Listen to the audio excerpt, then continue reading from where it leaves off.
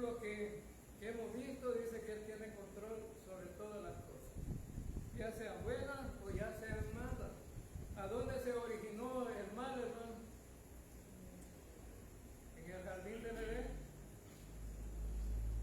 ¿Qué le dijo Dios a Adán y a Eva? No coman del árbol de la ciencia del bien y del mal, porque el día que de él comieren ciertamente morirán. ¿Y quién creó los árboles, hermano? Dios los creó. Dios hizo los dos árboles, pero Dios no lo mandó que fuera a comer del árbol de la ciencia del bien y el mal. Le advirtió lo que iba a suceder. Ahora entonces vemos que Dios es soberano, Él tiene control sobre todas las cosas, Él tiene control sobre el tiempo, sobre la luz, sobre las tinieblas, sobre todo lo que sucede en este mundo, sobre la política. Tiene control sobre los políticos. Por eso dice la Escritura, ¿verdad? El apóstol Pablo escribiendo a los romanos que toda autoridad es puesta por Dios. Entonces, Él deja los políticos muchas veces, aunque sean drásticos, aunque sean intolerantes, aunque sean lo más ruin del mundo, a veces Dios permite, con un propósito, por supuesto, ¿no? Pero vemos entonces que Dios tiene el control de todo. El propósito del capítulo 46 que vamos a estudiar es advertir a los israelitas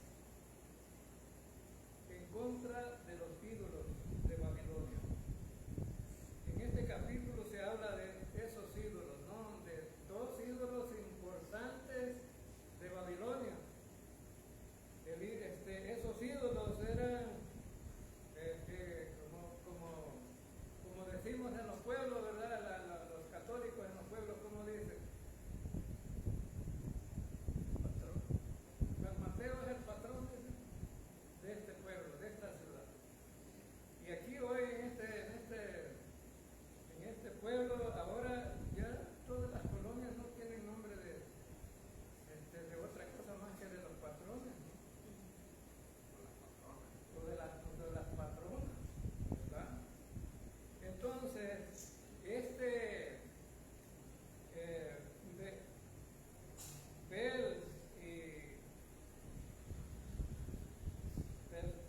Bel y Nebo eran dos ídolos de Babilonia.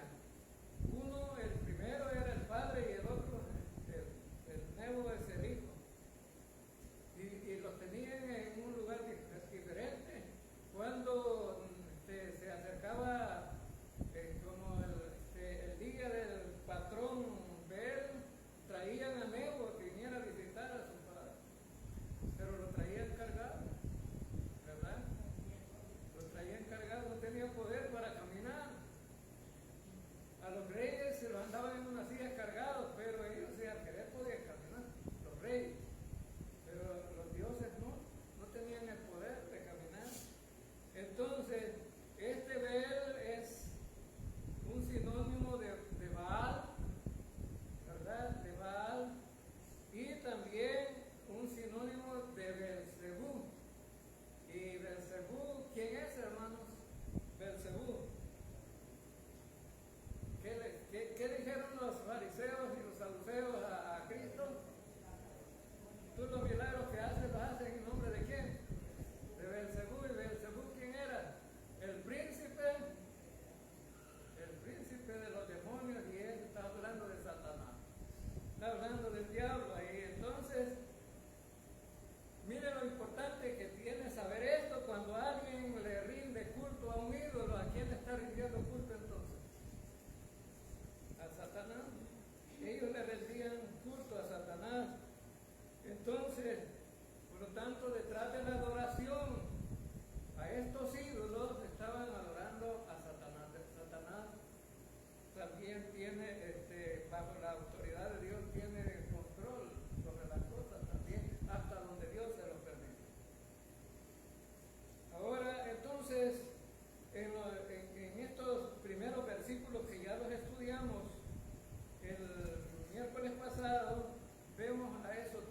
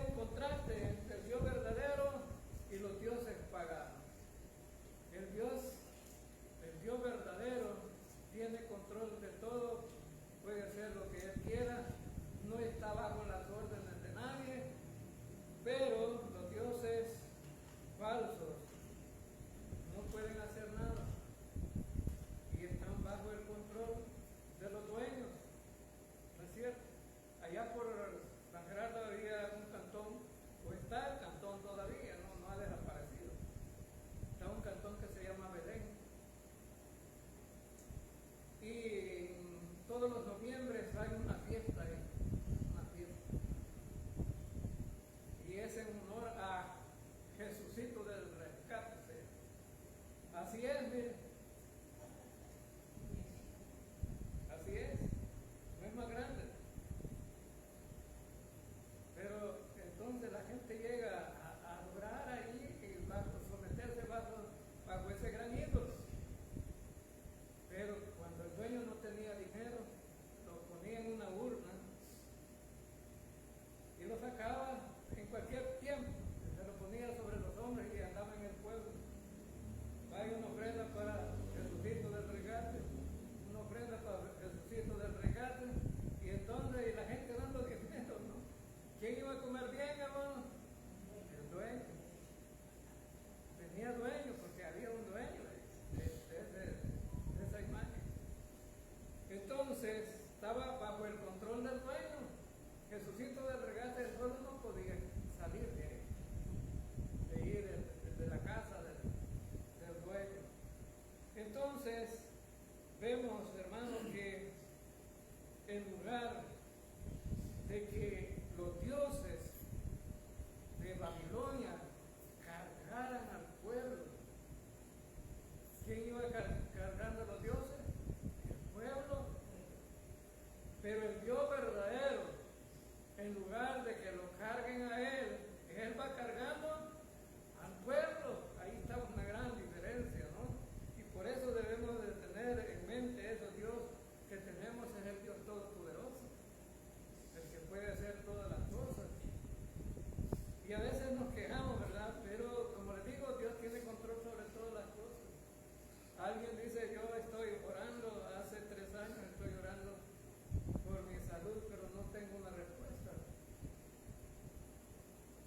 No es el tiempo de Dios. No es el tiempo de Dios. Entonces, muchas veces nos quejamos del Dios verdadero, pero Él tiene el control de todo. Fíjense lo que dice el versículo 3 de Isaías 46. Óiganme, descendientes de Jacob, todos los que puedan del pueblo de Israel. Yo he cargado con ustedes desde antes que nacieran, los he llevado en brazos. Entonces, hermanos, ¿quién iba cargando aquí al pueblo? Era el Dios verdadero. Él los iba cargando. Entonces, cuando alguien carga a otro, hay descanso. Hay descanso. Lo que pasa es que a veces no se percibe, ¿no?, el descanso, porque estamos más afanados en cargarnos a nosotros mismos que dejar que Dios nos cargue. Las situaciones de la vida a veces nos ponen en aprieto, ¿no?, a los problemas, la salud, el dinero, la familia, el hogar, y cosas semejantes a esas, ¿no? A veces nos ponen en jaque mate y decimos nosotros, yo ya no aguanto, no soporto, no sé qué hacer. Pero nos pasa igual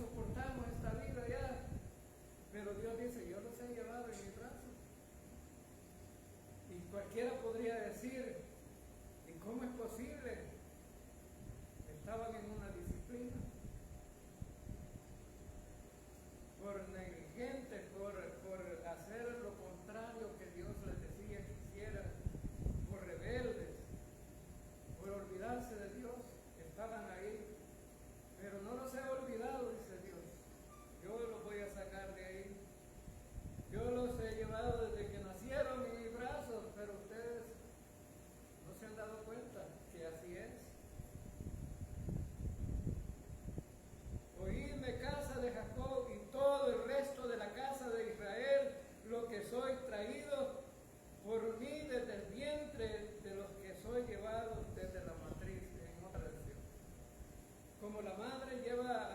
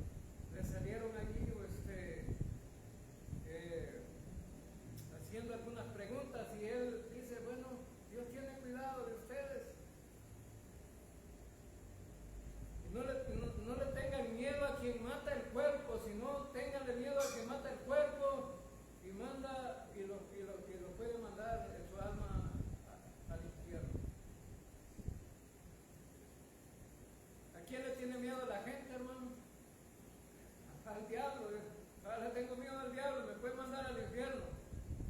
El diablo no te manda al infierno. El diablo va a ir a parar al infierno. Es la última morada del diablo. Pero la gente piensa, no, el diablo me puede mandar al infierno. No. ¿Quién es que puede mandar al infierno? Hermanos, vamos a ver quién puede mandarnos al infierno. Bueno, a los creyentes no. Pero ¿quién puede mandar a la gente al infierno? Lo puede mandar Dios. Dios es quien manda al infierno. Aunque no es su voluntad que la gente vaya al infierno, pero la gente su vida la vive para llegar hasta el infierno. Y él le dice en Lucas 12, 6 y 7, dice, no se venden 5 pajarillos por 2 cuartos. Con todo, ninguno de ellos está olvidado delante de Dios. Ni un pajarillo está olvidado de Dios. Y entonces, hermanos, dice que 5 pajarillos por 2 cuartos era una moneda que no valía nada, pues esos pajarillos no valían nada. Pero dice que ninguno de ellos ha sido olvidado por Dios. Pues aún dice con todo, ninguno de ellos está olvidado delante de Dios, pues aún los cabellos de vuestras cabezas están contados. No temáis pues, más valéis vosotros que muchos pajarillos. Entonces, hermanos, si Dios no ha olvidado los pajarillos, y Él dice, ya hasta sus cabellos los tengo contados, ya sabe cuántos tenemos, ¿verdad? Tiene la capacidad Dios para saber quiénes somos nosotros. Pero, si los pajarillos aún no están olvidados por Dios, mucho menos nosotros que somos valiosos para Dios. Somos valiosos para Dios. Entonces, hermanos, es importante saber que Dios va con nosotros en todos los procesos de nuestra vida.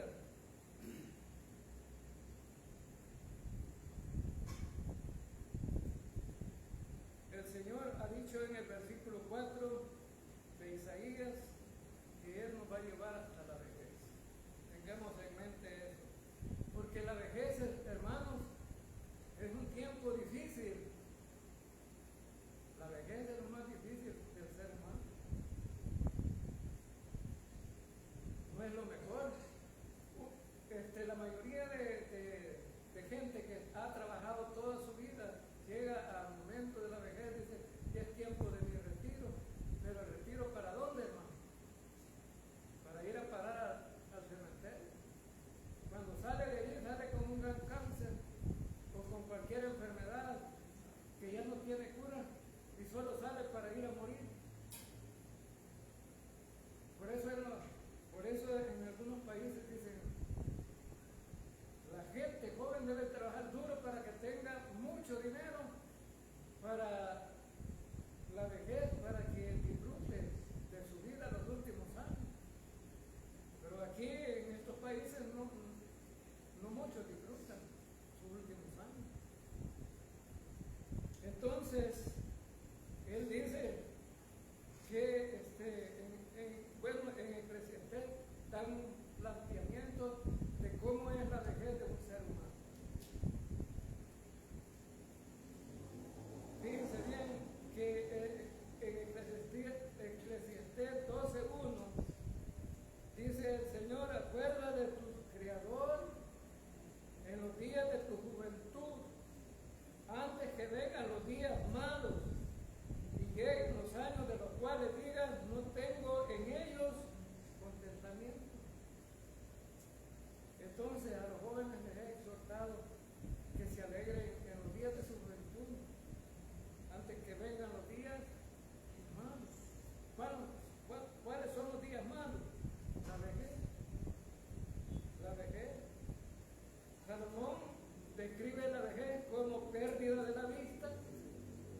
falta de fuerza en las piernas, se encorvan las piernas, ¿no?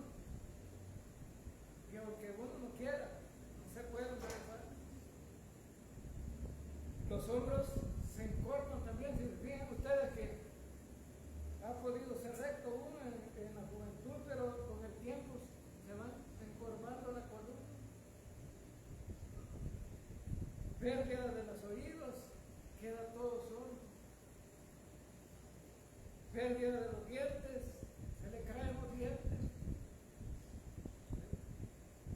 Aunque uno dice, bueno, hoy no es tan difícil, no se mandan a hacer prótesis o placas. Pero un hombre las mandó a hacer y como no me gustan estas cosas, en una bolsa las han dado. Siempre que platicaba las sacaba para enseñar. No le servía. Mejor ponen silla, tiene filo. Entonces se le cae el pelo, se le vuelve blanco. Pero eso se puede arreglar pintando. Pues sí, pero no deja de ser viejo. Las arrugas, la piel toda arrugada, ¿no?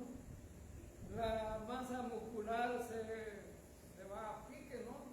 Cuando alguien que ha sido gordo y ha tenido grueso de aquí, pero cuando llega viejo le cuelga solo el pellejo, la piel, y todo arrugado. La falta de apetito, o sea que en la vejez ni hambre, ¿verdad? Mi madre dice, antes te lleva todas estas cosas que están en esta red y hoy no las quiero, no me las quiero comer. ¿Y por qué no me dan ganas ya? Antes las deseaba, hoy ya no. Ahí pasan las cosas, no se las comen. Entonces, por la edad, ¿no? Pero con todo eso, ¿qué dice el Señor? Con las dificultades de la vida, de la vejez, del ser humano, con todo eso, yo los llevaré hasta la vejez.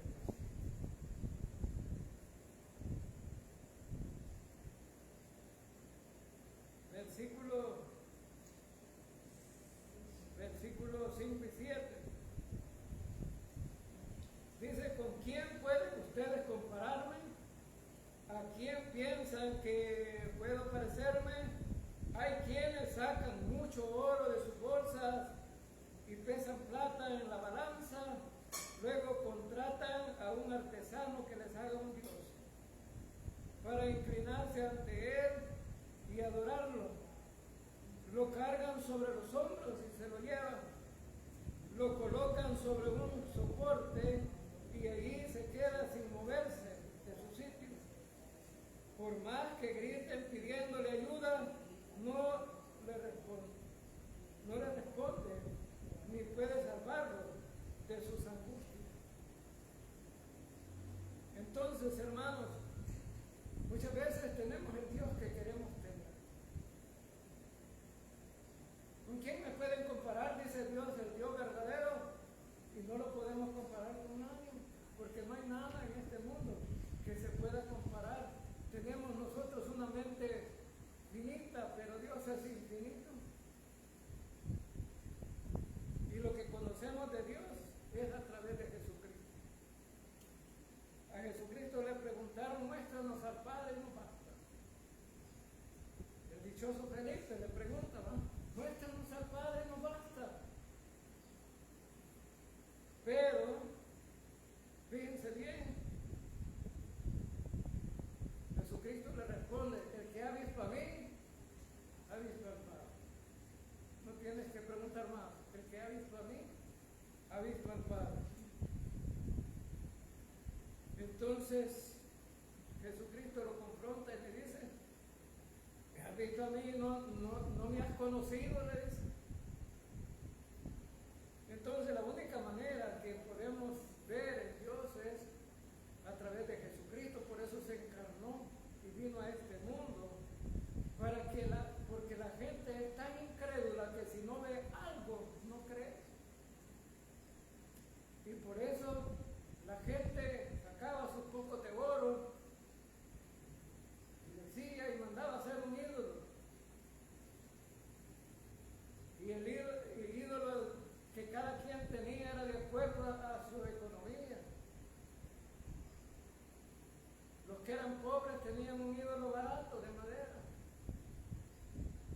que eran ricos tenían un ídolo de oro y plata.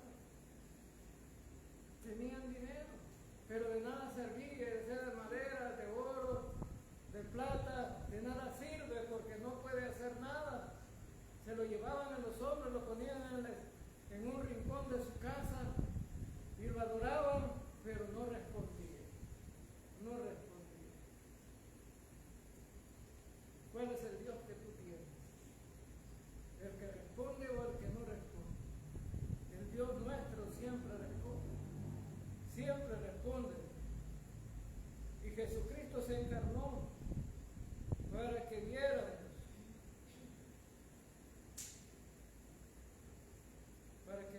realmente quién es el Dios verdadero. Y Jesucristo tenía la humanidad 100% hombre, pero tenía 100% la divinidad, que era 100% Dios.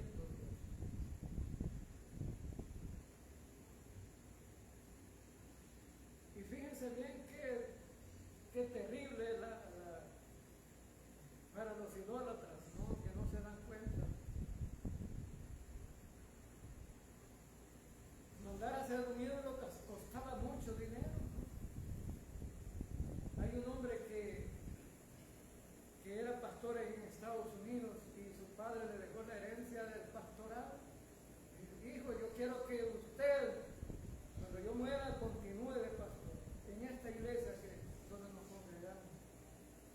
Viene el dichoso Abraham, porque se llama Abraham, empezó a pastorear, pero empezó a sacarle dinero a la gente y empezó a predicar la prosperidad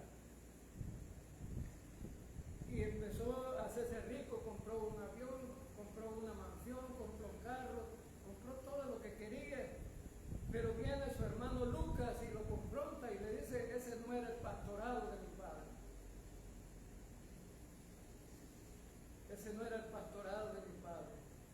Mi padre no le quitaba dinero a la gente.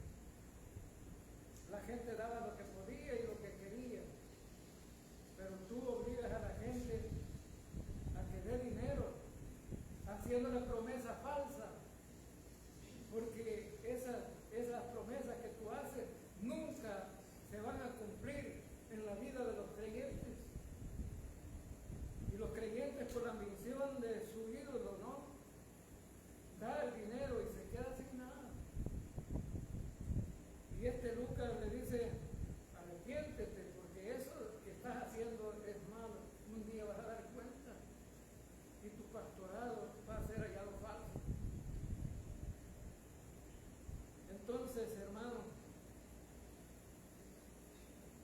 pero el Dios verdadero, lejos de quitarte, te bendice. Te bendice. Te ha dado la salvación, te ha dado la vida eterna, te ha dado todas las bendiciones espirituales en los lugares celestiales en Cristo Jesús. ¿Y cuánto te ha costado de dinero? Nada, porque es por gracia. Todo lo que el Señor hace es por gracia.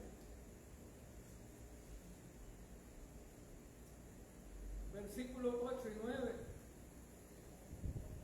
dice: acordaos de esto y tened vergüenza, volved en vosotros prevaricadores, acordaos de las cosas pasadas, desde los tiempos antiguos, porque yo soy Dios y no hay otro Dios, y nada hay semejante a mí.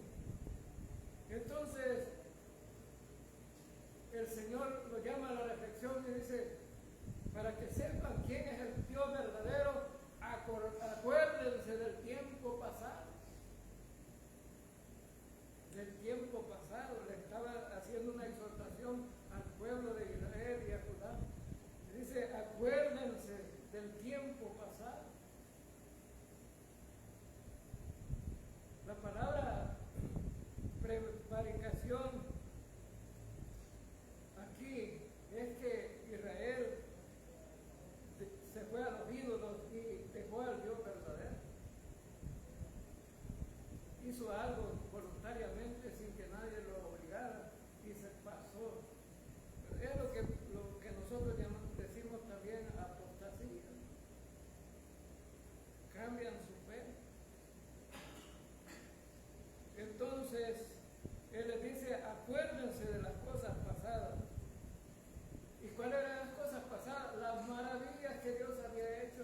en la vida del pueblo. A lo mejor muchas generaciones habían pasado, pero el pueblo de Israel tenía una característica, que todos iban contándose lo que había ocurrido. Además ya tenían ciertos libros de la ley donde podían leer. Y él les dice, acuérdense, hermano, al ver la vida del pueblo de Israel y ver el tiempo pasado, no hombre, si suficiente con lo que pasó en Egipto, ¿no? Las 10 plagas. 10 plagas ahí. Entonces, ¿cuál era lo admirable ahí? Que afectaban a los egipcios, pero a Israel no le pasaba nada. Y por último, el sacrificio de los primogénitos. Eso hubiera sido suficiente para creer, ¿no? Fue afectado solamente a los egipcios, pero Israel no. Entonces, ese tiempo pasado, el paso del Mar Rojo, maravillosamente se abrió el mar y Israel caminó por lo seco. Y detrás de ellos venían los egipcios y les caía el agua y se ahogaban. Suficiente con eso, pero también cuando los salvó de la mano de Madián, los madianitas iban a conquistar a Israel.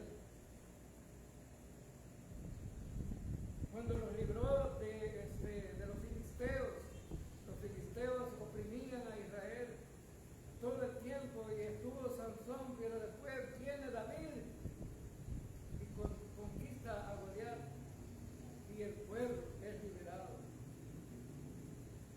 Qué maravilloso, ¿no? La historia de Israel. Y les dice Dios, acuérdense de lo que pasó en el tiempo pasado. Y ahora que estos ídolos que ustedes han buscado no les pueden ayudar en nada, yo siempre lo he estado con ustedes, desde la niñez hasta la vejez, yo los llevo, estoy con ustedes. Y ese es el Dios de Israel, pero es el Dios nuestro también, hermanos. Él nos lleva, tiene cuidado de nosotros. Versículo 10. Yo anuncio el fin desde el principio, anuncio el futuro desde mucho antes. Yo digo, mis planes se realizarán, yo haré todo lo que me propongo. En la Reina Valera dice que anuncio lo por venir desde el principio y desde la antigüedad, lo que aún no era hecho, que digo, mi consejo permanecerá y haré todo lo que quiero. Entonces, dentro de los planes de Dios, nadie se puede meter. Ya está todo organizado, planeado. Muchas cosas fueron ejecutadas ya y algunas faltan todavía.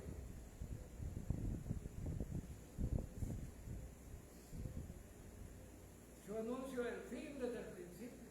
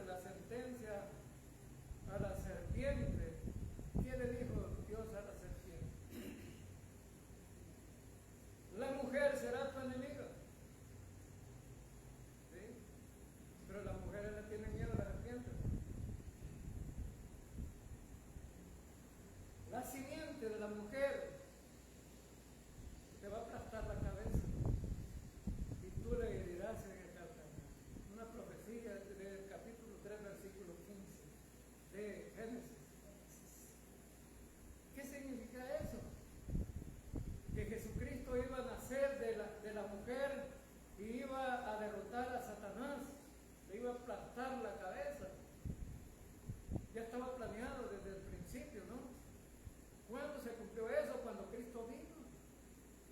En la cruz del Calvario pensó, el diablo he vencido al Hijo de Dios y aquí acabó todo. Todo se acabó ya porque he ganado la batalla. Pero ¿qué fue lo que pasó ahí, hermano? Jesucristo estaba aplastando la cabeza de la serpiente. ¿Y qué significa eso de aplastar la cabeza de la serpiente? Que Jesucristo estaba venciendo a Satanás y a los demonios en la cruz del Calvario. Colosenses capítulo 2, versículo 16, dice que ahí fueron clavados en la cruz los principados y potestades. Entonces, significa que el plan de Dios fue cierto. Allá en Génesis 3, versículo 15 se dijo y se cumplió en la venida de Cristo, en la primera venida de Cristo.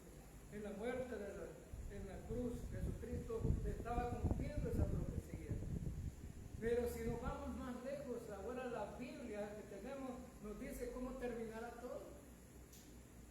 Los malos irán al infierno y los creyentes, los que han confiado en Cristo, vamos a la eternidad a disfrutar de las bendiciones de Dios con Cristo en la nueva tierra y en el nuevo cielo. Pero Satanás y todos los seguidores, los que no fueron inscritos en el libro de la vida, van a ser arrojados al lago de fuego. Ya todo está planeado, hermano, y está escrito. Y así dice, yo anuncio desde el fin hasta el futuro, mucho antes, dice el Señor, lo digo. Entonces, para ellos, los dioses paganos no podían hacer eso, ¿no? No podían hablar, no podían decir nada, no podían responder. Entonces, Dios ha declarado el fin desde el principio hasta el fin de todas las cosas. Veamos versículo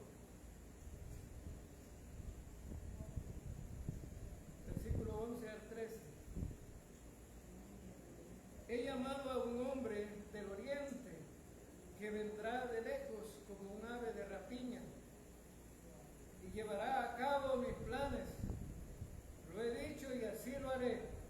He hecho mi plan y lo cumpliré. Escúchenme, gente obstinada, que piensan que la liberación está muy lejos. Yo hago que se acerque mi acción liberadora. Mi salvación no se demora, no está lejos. Yo daré a Sión la salvación, yo daré a Israel mi honor. Entonces Dios les está diciendo aquí en estos versículos, no piensen que la liberación de ustedes está tan lejos. Dios se les va a cumplir la promesa, ¿no? El profeta Jeremías encontró en las escrituras, ¿no?, que después de los 70 iban a ser liberados, de 70 años de cautiverio. Y él dice, he llamado desde oriente el ave, pero este ave, ¿quién es? ¿Quién está este ave? Es Ciro, es el Medo Persa que va a venir y va a conquistar a Babilonia y va a liberar al pueblo de Israel. El símbolo de los Medos Persas era un águila. Entonces, por eso está llamando ave aquí.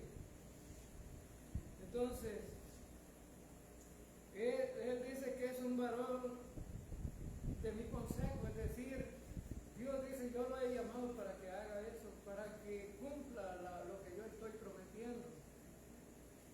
Dios está diciendo cómo va a ser, ha establecido su plan. Él le va a abrir el camino para que sí lo pueda conquistar a Nabucodonosor y conquiste todas las naciones que se pongan por delante. Y él dice, no está lejos la liberación de ustedes. Pero vemos que el Señor dice, haré que se